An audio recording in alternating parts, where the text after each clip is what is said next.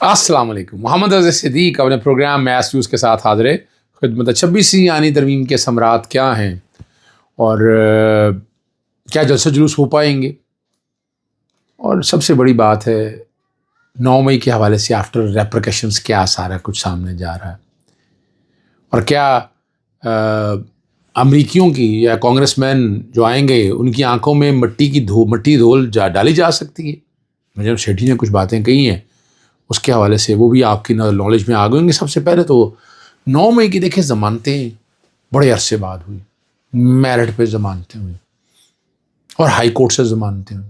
اس کی منسوخی کے لیے سپریم کورٹ میں درخواست دائر کی اور ابھی تک منسوخی اتنا ٹائم لے رہی. یعنی میں نے کم کیسز ایسے دیکھے ہیں کہ جس میں جو کہتے ہیں کہ میرٹ کی بات ہے، جب ہائی کورٹ سے ضمانت ہو گیا تو منسوخی میں کیا رہ گیا. لیکن یہ 26ویں آئینی ترمیم کے ثمرات ہیں اور بینچ بار بار تک تبدیل ہو رہا ہے. کون کو اگا رہے ہیں، یہ سپریم کورٹ کی بات کر رہا ہوں، چیف جسٹس جناب یحییٰ فریدی صاحب کے پاس. اور چیف جسٹس یحییٰ فریدی کا نام بہت سے لوگوں نے بہت سے رکھے ہوئے ہیں، میں ان میں انٹرسٹڈ نہیں ہوتا. میرا تو کام ہے میرٹ پہ بات کرنا. اور 9 مئی کے جو ہے نا پیر اور منگل 2 دن ایک ہی دن کر دیتے کیا تھا. راولپنڈی کے کیسز کی سماعت 7 جس میں جرمانہ ہوا تھا، یعنی اور بار بار ان معاملات کو جس طرح لٹکا رہے تھے، وہ بڑا زبردست فیصلہ ہے. اور عالیہ حمزہ اور خدیجہ شاہ کی جو 20 کارکنوں کی ضمانت منسوخی کی حکومتی اپیل جو ہے نا، وہ چیف جسٹس صاحب جسٹس شفیع صدیقی صاحب بہت انٹیلیجنٹ جج ہے، سندھ ہائی کورٹ کے چیف جسٹس رہے، اور جسٹس شکیل احمد. یہ 8 اپریل کو اور سرکار کا یہی ارادہ ہے. ابھی تک جو خبر سامنے آ رہی ہے کہ شاید ڈیٹ دینا، پتہ نہیں اس دن کیا ہوتا ہے، اور وہ سامنے آ جائے گی تو باتیں آپ کے سامنے بڑی کلیئرٹی کے ساتھ آپ سمجھ سکیں گے. پاکستان پیپلز پارٹی کے بانی چیئرمین اور سابق وزیر اعظم ذوالفقار علی بھٹو کی 46ویں سالگرہ منائی جا رہی ہے. ذوالفقار بھٹو جو ہے نا، یہ استقامت کا ستارہ تھے، یہ کھڑے رہنے والے آدمی تھے، بڑی جنگ لڑی انہوں نے. لیکن جو کچھ ان کے ساتھ ہوا، تاریخ اس کو جوڈیشل مرڈر کے نام سے یاد کرتی ہے. 1979 میں آج ہی کے دن راولپنڈی میں پھانسی دی گئی تھی. سپریم کورٹ نے پچھلے سال جسٹس قاضی فائزہ کی سربراہی میں یہ کہا کہ جناب یہ right to fair trial due process of law ہے. اچھا، اس میں بڑی چھلانگیں ماری پیپلز پارٹی اور لوگوں نے، پتہ نہیں کیا کر دیا، کچھ نہیں کیا اس نے. سپریم کورٹ سیٹسفائڈ نہیں کر سکتی. پھانسی ہوگی امپلیمنٹ ہو، کیا پھانسی نلیفائی کی؟ نہیں کی پھانسی nullify. Right to fair trial due process of law حکم رہ گیا. اچھا رہ گیا، اور میں بار بار کہتا ہوں کہ اس میں مین حکم کیا تھے. ایک اپیل کا رائٹ ختم کیا گیا تھا، اور ناکافی شہادت کی بنا پر ذوالفقار علی بھٹو صاحب کو پھانسی سزا سنائی گئی تھی. 109 میں آج تک ہم نے کوئی ایسا کیس نہیں دیکھا کہ اس میں سزا سنائی گئی. ایک بڑا اہم معاملہ ہے اسٹیج کے اوپر جاتے ہوئے. پہلے میں اس پہ ذکر کر دوں، باقی چیزوں پہ میں آؤں گا. ابھی جنوبی کوریا کے صدر یون سیک لیے عہدے سے برطرف کر دیا گیا ہے، اور عدالت نے فیصلے میں کہا ہے کہ صدر یون نے مارشل لا کا ناجائز اعلان کر کے اور فوجی دستوں کو پارلیمنٹ بھیج کر ملک کے آئین کی سنگین خلاف ورزی کی ہے.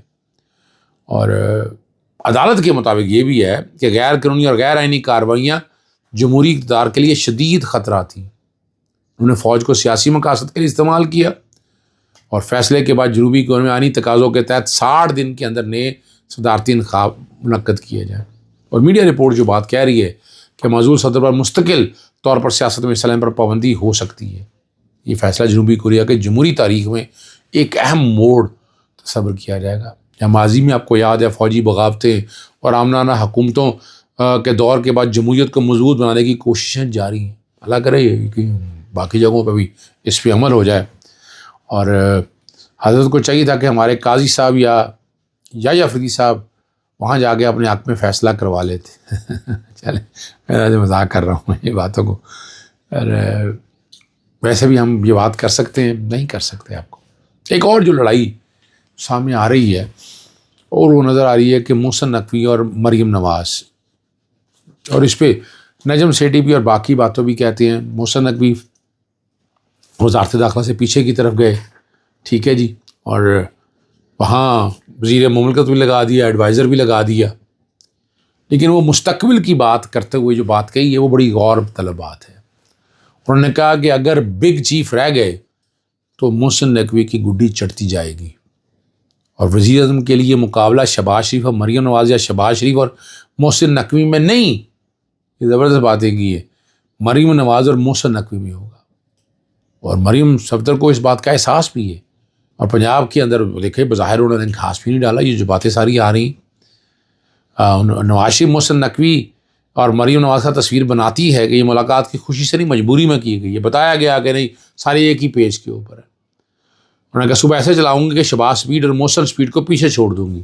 اب یہ باتیں ساری ہے، اس کا مطلب یہاں سے یہی ہے کہ مریم صفدر جو ہے وہ اگلی دفعہ کا وزیر اعظم بننے کی دوڑ میں شامل ہو چکی ہوئی ہیں۔ ایک اور بڑی حیران کن بات ہے کہ یہ ٹول ٹیکس میں اضافہ کیوں جا رہا ہے، کس قانون کے تحت؟ چوتھا اضافہ، اور کوئی چیلنج نہیں کر رہا۔ کیا مجھ سے لوگ پوچھتے ہیں میں کہاں چیلنج کروں، میں کوٹوں میں کہاں آؤں؟ یہ ذرا سمجھنے والی بات ہے۔ اور نیشنل ہائی وے اتھارٹی نے جنوبی پنجاب سمیت ملک بھر کے قومی شاہراہوں اور موٹر ویز پر ٹول ٹیکس کے نئے ریٹ جاری کر دیے ہیں۔ 1 اپریل سے اطلاق ہو گیا ہے، اور کار سے 70 روپے اور ویگن سے 150 روپے ٹول ٹیکس وصول کیا جا رہا ہے، جبکہ بڑی گاڑیوں کے لیے چارجز 850 سے غالباً 5750 روپے تک ہے۔